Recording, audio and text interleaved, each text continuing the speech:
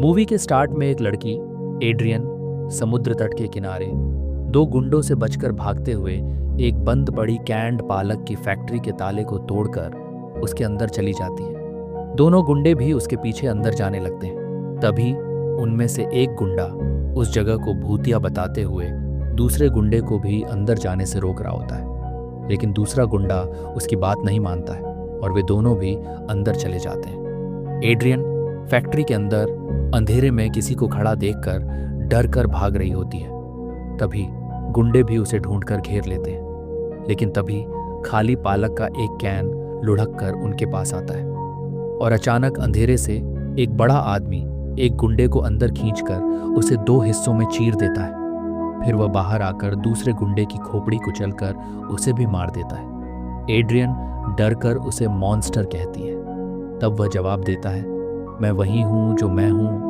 और फिर screen black हो जाती है। अब सीन शिफ्ट होता है और हम डेक्स्टर और उसकी दोस्त लीसा को देखते हैं। डेक्स्टर अपने कॉलेज असाइनमेंट प्रोजेक्ट के लिए एक प्रसिद्ध लेजेंड द सेलर मैन पर एक डॉक्यूमेंट्री बना रहा है। उसकी एक और दोस्त ओलिविया भी मदद करने वाली है। डेक्स्टर ओलिविया को पसंद करता है। ओलिविया भी इस urban legend the sailor man के बारे में जानने के लिए एक्साइटेड होती है। डेक्स्टर उन्हें बताता है कि लोगों का मानना है कि सेलर मैन आज भी किसी की तलाश में उन पुराने बंदरगाहों पर घूमता रहता है। लीसा और उसका क्रश सेथ भी डेक्स्टर के प्रोजेक्ट में हेल्प करने के लिए रात में उनके साथ उन्हीं बंदरगाहों और फैक्ट्री में जाने वाले होते हैं। दूसरी तरफ हमें उसी कैंड पालक फैक्ट्री के मालिक मिस्टर एलिस्टर दिखाए जाते हैं, जो फैक्ट्री बेचने के लिए एक ब्रोकर मार्गो से उसी फैक्ट्री में मिलते हैं। मार्गो मिस्टर एलिस्टर को बताती है कि उसके क्लाइंट इस फैक्ट्री को तोड़कर नया कंस्ट्रक्शन करने का प्लान बना रहे हैं, लेकिन समस्या यह है कि फैक्ट्री के नीचे जहरीला कचरा पड़ा है जो 20 साल से वहीं है। मार्गो कहती है कि लोगों ने सेलर मैन की डरावनी कहानियां भी सुन रखी हैं और इस वजह से क्लाइंट यहाँ नया प्रोजेक्ट शुरू करने से डर रहे हैं। मिस्टर एलिस्टर कहते हैं कि रिपोर्ट्स क्लियर करती हैं कि कचरा हानिकारक नहीं है और वह भूतों की कहानियों पर विश्वास नहीं करते। तभी उन्हें पाइप से धुआं निकलने की स्मेल आती है और मिस्टर एलिस्टर उसे चेक करने चले जाते हैं। तभी मार्गो वहाँ फैक्ट्री के मेंटेनेंस मैन एंगस को देखकर डर जाती है और पेपर वर्क के लिए बाहर वेट करती हो कहकर वहाँ से चली जाती है। मिस्टर एलिस्टर भी एंगस को फैक्ट्री चेक करने और अगर कोई आवारा अंदर हो तो उसे भगा देने के लिए कहकर वहाँ से चले जाते हैं। एंगस फैक्ट्री की जांच करते वक्त एक कमरे में उन्हीं दोनों गुंडों की लाशें देखता है जो पहले मारे गए थे। वो वहाँ से जाने लगता है, लेकिन तभी वो बड़ा आदमी वहाँ आ जाता है और एंगस का सिर कुचलकर उसे भी मार देता है। अब डेक्स्टर और ओलिविया अपनी एक और दोस्त केटी को लेने एक बार में जाते हैं। डेक्स्टर को फैक्ट्री का मालिक परमिशन नहीं देता है, इसलिए वे लोग बिना परमिशन ही वहां जाने का प्लान बना रहे होते हैं और द सेलर मैन के भूत की कहानियों पर चर्चा कर रहे होते हैं। तभी बार में बैठा एक शराबी आदमी बर्नी उनकी बातें सुन लेता है और उन्हें बताता है कि सेलर मैन कोई भूत नहीं है, वह एक असली इंसान है और वह वहाँ अपने खोए हुए प्यार का इंतजार कर रहा है। तभी वहाँ केटी का गुस्सैल बॉयफ्रेंड जोई अपने दो दोस्तों जेसी और टेरी के साथ आता है, लेकिन केटी उसे बाय करती है और डेक्स्टर और ओलिविया के साथ फैक्ट्री जाने के लिए निकल जाती है।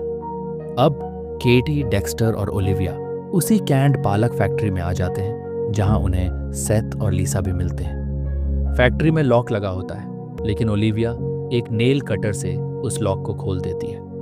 अब वे पांचों दोस्त फैक्ट्री के अंदर चले जाते हैं। दूसरी ओर केटी का बॉयफ्रेंड जोई और उसके दोस्त जेसी और टेरी उसी शराबी बर्नी की बातें सुनकर सेलर मैन की कहानी को सच मानकर केटी को बचाने के बहाने वहां जाने के लिए निकल जाते हैं। अब डेक्स्टर फैक्ट्री के सिक्योरिटी कैमरा वाला मॉनिटर ऑन कर देता है। केटी वहीं रुककर सिक्योरिटी कैमरास पर नजर रखती है। सेथ, लीसा और डेक्स्टर, ओलिविया दो दो के ग्रुप में बंटकर कैमरा लेकर फैक्ट्री को एक्सप्लोर करने लगते हैं। तभी बाहर मार्गो आती है और उनकी कार्स देखती है वह अपनी फाइल लेने फैक्ट्री के अंदर आ जाती है और फाइल लेकर जा ही रही होती है।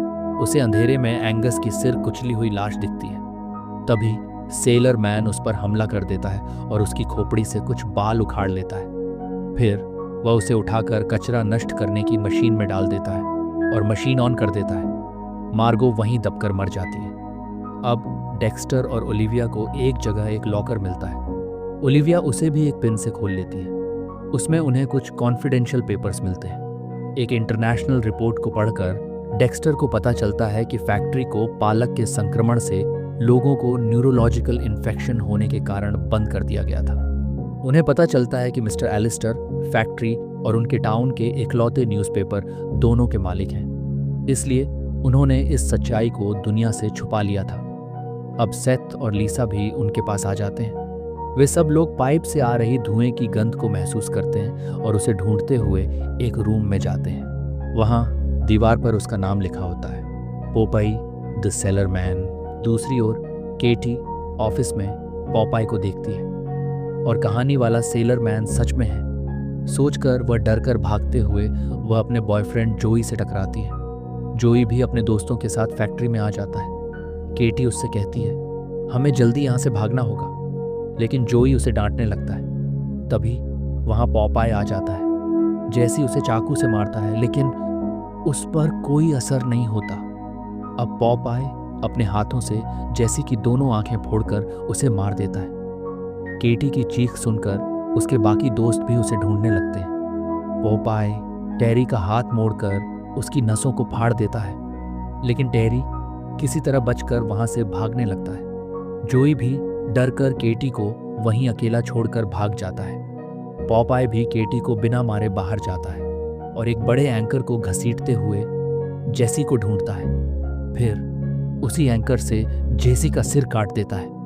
अब सेथ और लीसा भी अंदर टेरी की लाश को देखते हैं और डरकर छत की ओर जाने लगते हैं, लेकिन सेथ एक जगह से नीचे गिर जाता है और उसका पैर एक जाल में फंस जाता है जिसमें कुछ लोहे की रॉड्स भी रखी होती हैं। लीसा उसे ढूंढते हुए वहां आ जाती है। तभी लोहे की रॉड्स सेथ के पेट में गिरकर घुस जाती है और वह मर जाता है।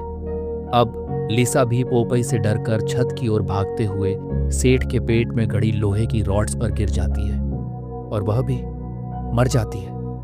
इसी दौरान डेक्स्टर और ओलिविया घूमते हुए पॉपाई के ठिकाने पर पहुंच जाते हैं। वहां उन्हें पॉपाई की पुरानी फोटो मिलती है। साथ में उसकी वाइफ और उसकी बेटी की भी फोटो होती है। वहां उसे उसकी वाइफ ऑलिव ऑयल का आईडी कार्ड मिलता है।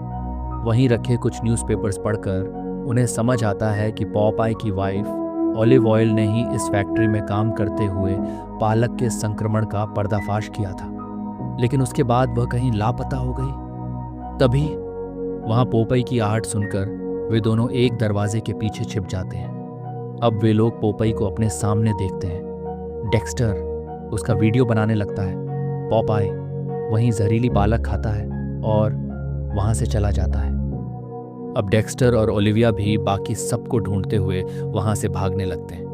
उन्हें एक जगह सेथ और लीसा मरे हुए दिखते हैं। अब वे दोनों पॉपाई की फैक्ट्री से बाहर जाने का रास्ता ढूंढने लगते हैं, लेकिन जैसे ही दरवाज़ा खोलते हैं पॉपाई वहीं डेक्स्टर का एक हाथ पकड़कर उसे ऊपर उठा लेता है, लेकिन ओलिविया चिल्लाती है, उसे छोड़ दो, और पॉपाई उसकी बात मानकर डेक्स्टर को छोड़ देता है।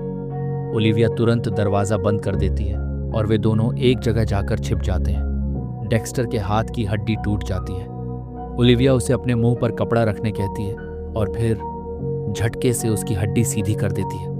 ओलिविया डेक्स्टर से कहती है, मुझे लगता है कि पॉपाई हमें मारना नहीं चाहता, वह बस अपनी जगह की रक्षा करना चाहता है। उसे पालक के इन्फेक्शन ने एक म्यूटेंट बना दिया है। वह कहती है, हमें एक बार फिर से भागने की कोशिश करनी चाहिए। मुझे लगता है कि पॉपाई हम पर हमला नहीं करेगा। तभी डेक्स्टर उससे पूछता है, तुमने पॉपाई को मुझे छोड़ने के लिए कहा और उसने तुम्हारी बात मान लिया? डेक्स्टर समझ जाता है कि ओलिविया उससे कुछ छिपा रही है, लेकिन ओलिविया कहती है, हमें पहले यहाँ से बचकर निकलना होगा, और फिर डेक्स्टर को साथ लेकर फैक्ट्री से बाहर जाने का रास्ता ढूंढने लगती है। तभी सामने पोपाई आ जाता है। ओलिविया इमोशनल होकर उससे कहती है, आप मुझे जानते हैं ना पापा। पॉपाय भी उसे पहचान कर इमोशनली मेरी स्वीपी कहता है। यही वह पल है जब हमें समझ आता है कि पॉपाय की फैमिली फोटो में जो छोटी बच्ची थी वह असल में ओलिविया ही है। लेकिन तभी जोई वहां आकर पॉपाय को गोली मार देता है। ओलिविया और डेक्स्टर जोई को समझाने की कोशिश करते हैं कि यह सब जहरीली पालक की वजह से हो रहा है, लेकिन जॉय उन दोनों को ही गन दिखाकर डराने लगता है। तभी पॉपाय वापस आकर जोई को मारने लगता है, लेकिन ओलिविया उसे रोकती है और कहती है, मैं जानती हूँ आप मुझे ढूंढ रहे हैं। इन सबको तो पता भी नहीं कि वे लोग आपके घर को डिस्टर्ब कर रहे हैं। वो पॉपाय से कहती है, आपको ये जहरीली पालक खाना बंद करना पड़ेगा, ये आपके दिमाग को नष्ट कर रही है। मैं आपको ठीक करने में मदद कर सकती हूँ, फिर हम साथ मिलकर मॉम को भी ढूंढ लेंगे। लेकिन तभी जॉय पीछे से ओलिविया को पकड़ लेता है। वो एक खाली कैन उसके गले पर रख देता है। जोई को लगता है कि ओलिविया ने ही उन्हें यहाँ लाकर फंसाया है, लेकिन ओलिविया उससे कहती है, ऐसा नहीं है। तभी पॉपाय गुस्से में जोई को पकड़ लेता है और ओलिविया और डेक्स्टर को वहाँ से भाग जाने के लिए कहता है। ओलिविया भी वापस आने का वादा करती है और वे दोनों वहाँ से भाग जाते हैं। अब पॉपाय गुस्से में जोई का एक हाथ उखाड़कर उसी हाथ से पीट पीट कर उसे मार डालता है। अब ओलिविया और डेक्स्टर फैक्ट्री से बाहर आ जाते हैं, जहाँ उन्हें केटी भी जिंदा मिलती है। केटी को भी पॉपाय ने नहीं मारा था। अब वे लोग समझ जाते हैं कि पॉपाय जानबूझकर उन्हें नहीं मार रहा था, बल्कि वह बस अपने घर की रक्षा करना चाहता था। अब वहाँ पुलिस और एम्बुलेंस भी आ जाती है। एम्बुलेंस केटी को हॉस्पिटल ले जा रही होती है। डेक्स्टर और ओलिविया पुलिस को बताते हैं कि एक पागल आदमी हमारे दोस्तों को मारकर बंदरगाहों की ओर भाग गया। पुलिस को भी फैक्ट्री में सेलर मैन के कोई निशान नहीं मिलते हैं। इसके बाद डेक्स्टर और ओलिविया फैक्ट्री की खिड़की पर पॉपाय को देखते हैं और उससे वादा करते हैं कि हम तुम्हें बचाने वापस आएंगे। कुछ समय बाद मिस्टर एलिस्टर फैक्ट्री में आता है।